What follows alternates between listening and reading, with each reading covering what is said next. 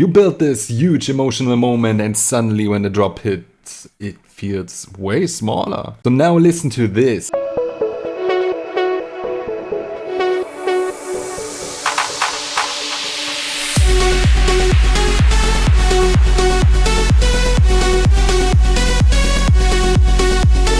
That was the same idea, same sound, same project, but one version feels like a total letdown, and the other one, the second one I showed you, actually hits. If you know that feeling that sometimes your drop doesn't hit as hard as your build-up promises, this video is for you. I will explain you why that happens and how to fix it, even if your meters say that everything's okay. So let's jump right in. Alright, so before we go into the fixing part, let's talk about why your drop feels smaller compared to your drop in the first place. So why does this even happen? Because most of the time it's not that your idea is bad, it's how you're building the moment. Reason number one, your build is already at 10 out of 10. If the build is loud and powerful and this stands, there's literally no room left for the drop to feel bigger. So when we look at this project right here, there are a lot of elements playing in the build-up. We have a top line, we have a pluck, we have a pad, we have a step. So there are a lot of elements playing in the drop and the meter is kind of already pinned. And when the drop hits, even if it technically has more or less the same loudness, it feels like a step down because there's no space opening up. So the first thing to understand, when it comes to your build-up, you maybe want to build a 8 out of 10 build-up so that the drop can actually jump to 10 out of 10. Reason number two, there's no clear hero in the drop. Everything is fighting for attention at the same time.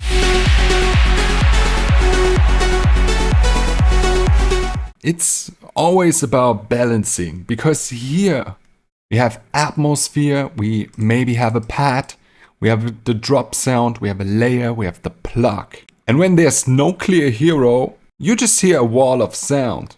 And that actually makes the drop feel smaller, not bigger. Because more instruments doesn't mean a bigger sound.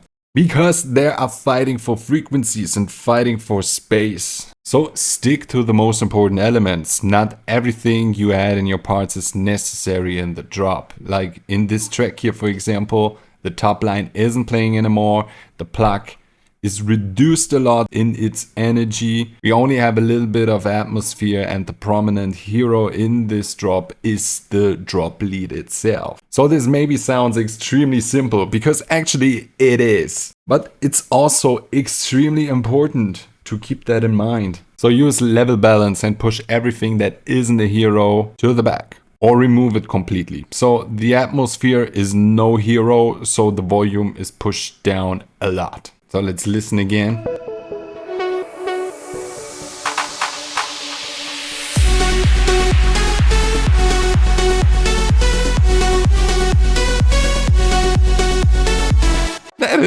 That it's. And reason number three, Reverb and FX cancel the drop start. It's a little bit like the sound wall from before. On the spectrum of frequencies, there's not endless space for more and more sounds, because at some point when they're playing at the same frequencies, they are canceling each other out. And this is especially important for ear candies and reverb, because it's underestimated a lot how much they actually have the potential to cancel your main drop lead. Of course, ear candies and risers, FX and especially reverb are vital for a great build-up, but they can also cancel the power of the start of your drop if they go on like forever. And this impact riser in this example is playing for a long time when the drop hits. And when it's too loud, when it's too much in the front, that's a problem. So tame your effects and reverb with automations or by just simply putting down the volume. And reason number four, your build creates more warmth than your drop. This is also a very common one. So not always louder on the meter, but fuller and thicker on the low end and the low mids. In a lot of melodic and emotional builds, you've got drones, long bass notes or pads, plus noise on top. They create this warm, big cloud in the low mids and the low end.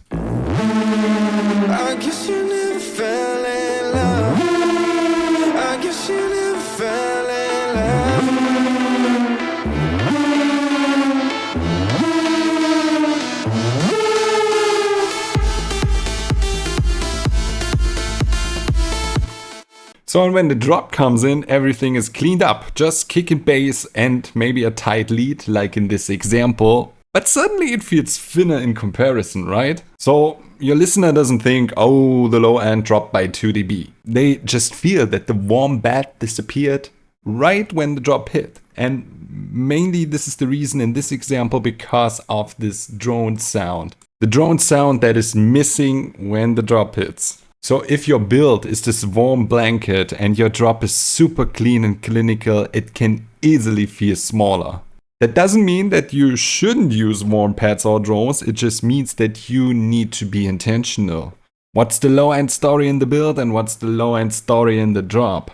Alright, now that you know why the drop can feel smaller than the build, let's talk about how to actually fix it. So let's define some quick steps that you can use every time you work on the build and the drop. So first, think of your energy budget. If your drop is 10 out of 10, then your build should make maybe an 8 out of 10. So we do this by controlling the volume in the first place.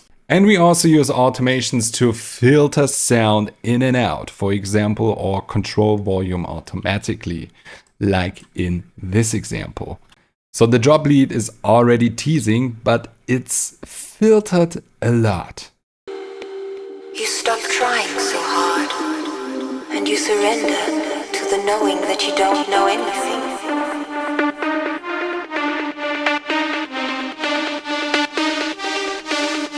Don't leave me.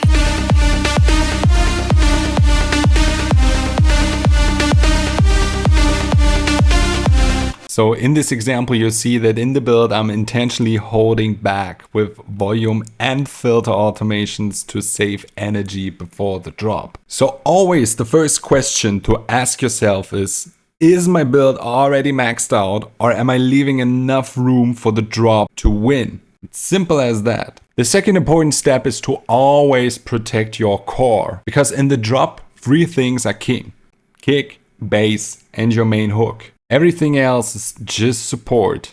So things like this plug, for example, or anything else, atmosphere, pads, extra synths, vocal chops.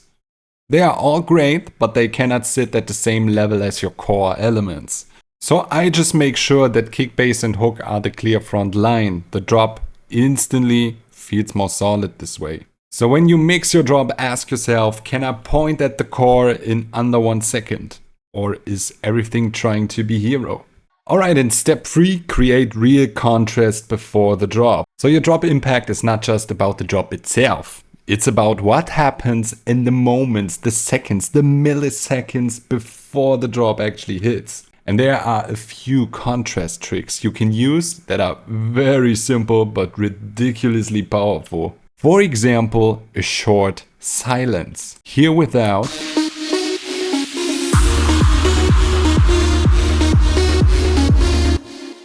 And now with, and now watch the difference.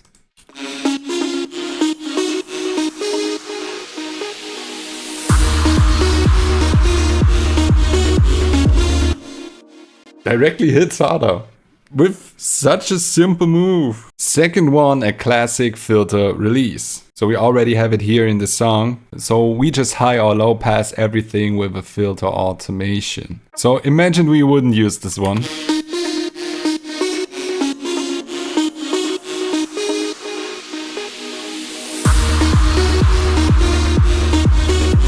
Yeah, it's okay, but it's already giving away too much of the drop.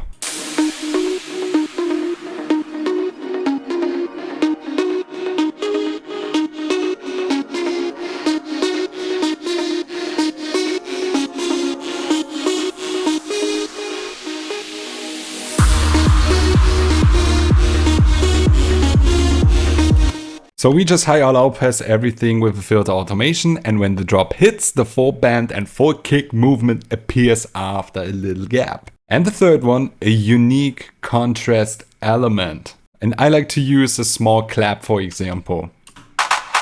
Just a little element that builds contrast and is only playing there at this position in the song right before the drop and nowhere else.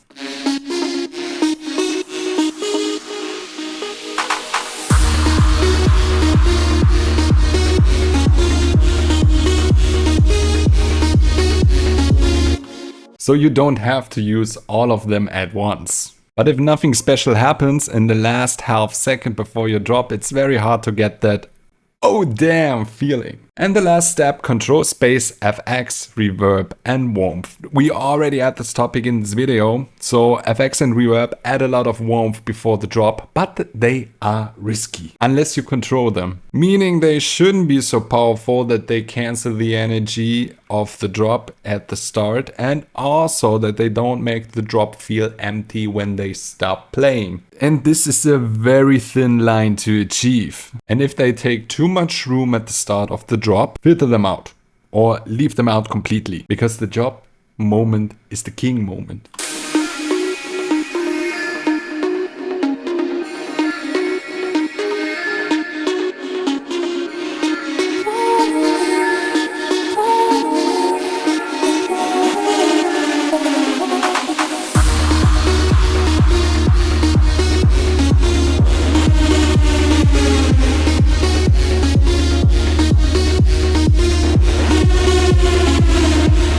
If your drop feels smaller than your build-up, don't panic, just run through this checklist. 1.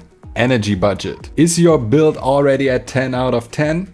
Not good. Put it down a little bit so that you're leaving enough headroom for the drop to actually hit. 2. Protect the core. Kick, bass and your main lead have to be the heroes. If everything is equally loud, nothing really hits. 3. Contrast before the drop. Do you have a small moment of contrast right before the drop? A short silence, a filter dip, a unique element. That's where impact is born. 4. Control the space. Let the build be wider and warmer, that's completely fine. But tighten the reverb, lower the FX, so that it feels focused, not blurry. Just take one of your tracks, go through these 4 steps, and in minutes you have a drop that actually hits. So your next drop will almost always feel way bigger without changing any instruments or the idea itself. If you want to go deeper on making room for your kick and bass, check out my sidechain video that I've linked in the description and here on screen. And if this video helped you, a like or a sub really helps to grow this channel and tells me to make more deep dives like this one. Thanks for watching and I'll see you in the next one.